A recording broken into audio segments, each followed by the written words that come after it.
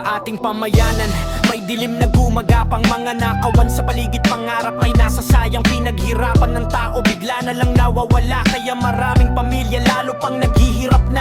Bawat pawis at pagod para sa kinabukasan. Ngunit may mga kamay na kumukuha ng walang paalam, habang ang ilan ay nagsisikap upang umangat. Kaiba namang dahilan kung bakit tayo bumabak. Sa kailan ba masosolusyonan ng problemang lumalala? Kailan matitigil ang takot sa bawat umaga? Hanggang kailan magdurusa ang mga inosente kung ang kasakiman ay patuloy na nangingibabaw sa ating bayan? Kailan ang katapusan ng mga nakawan?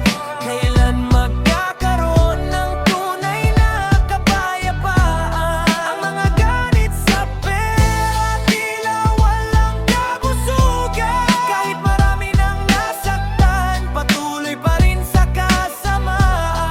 Kailan ang katapusan ng mga nakawan? Kailan magkakaroon ng liwanag sa daanan? Sama-sama nating bantayan ang ating bayan, upang ang pag-asa'y muling magnining magpakailanman.